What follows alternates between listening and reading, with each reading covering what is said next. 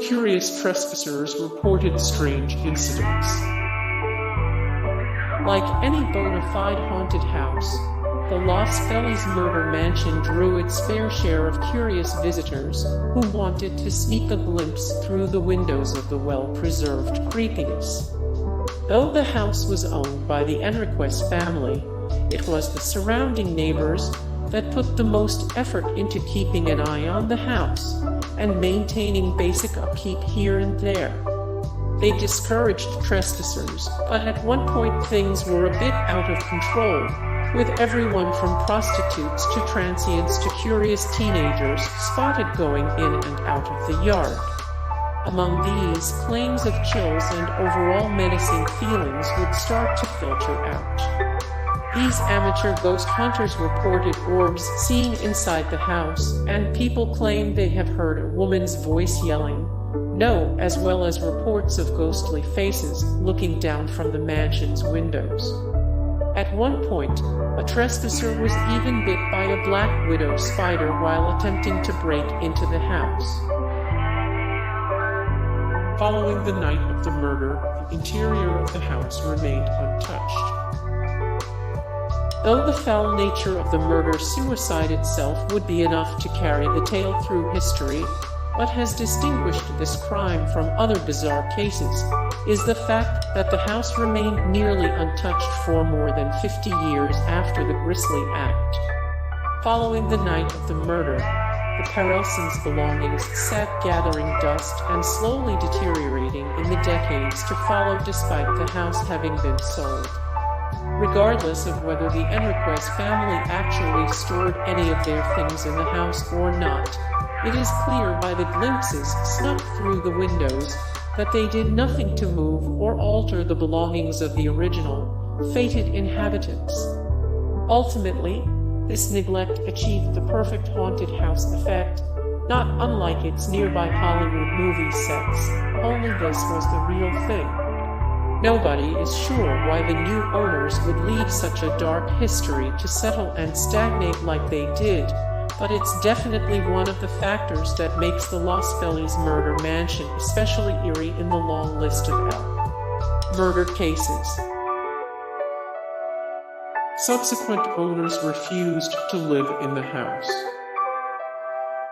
In 1960, less than 1 year after the ghastly incident, a Lincoln Heights couple named Emily and Julian Enriquez purchased the house in a probate auction. A Spanish Revival-style mansion, 2475 Glendower Place boasted a hilltop view and 3 stories that rounded out to over 5,000 square feet. Despite these selling points, the new owners never moved in and supposedly only used the house as storage. This was supported by reports from their neighbors confirming that they saw them coming and going with boxes, but never staying overnight. Emily Enriquez passed away in 1994, and her son, Ruddy Enriquez, inherited the house. Like his parents, Ruddy claimed to have only used the house as storage. In 2009, he told the Los Angeles Times, "I don't know that I want to live there or even stay there." It appears he did neither, and when he passed away in 2015, the house once again entered the market, nearly untouched since the haunting night more than 50 years earlier. There are objects in the house that can't be explained. One of the more puzzling questions regarding the location of the Los Feliz murder-suicide has to do with what has been sitting inside of it for over 50 years. Neighbors and curious visitors have long reported and documented through photographs a Christmas tree, along with neatly wrapped presents in one of the rooms of the mansion. Given that the crime took place in December, this shouldn't raise any concern aside from the general creepiness of the house's preserved state post-murder. However, there are claims to support that the Perelsons were Jewish and most likely wouldn't have had a tree. Additionally, There are Life magazines dating later than the murder date, and cans of SpaghettiOs which were invented after 1959 visible through the windows as well.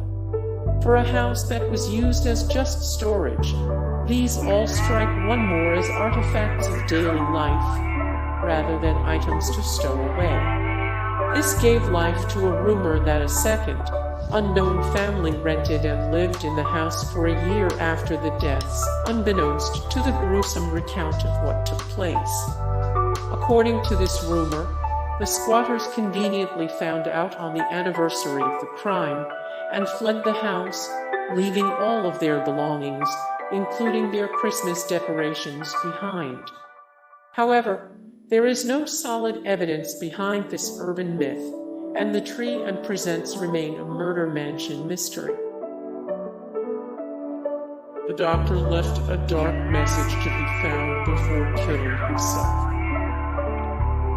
The doctor left a dark message to be found before killing himself. His parting words for his remaining family were, "This is a nightmare."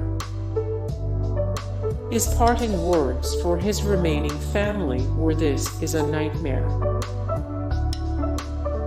Perelson bludgeoned his wife to death in her sleep before attacking his 18-year-old daughter. Perelson bludgeoned his wife to death in her sleep before attacking his 18-year-old daughter.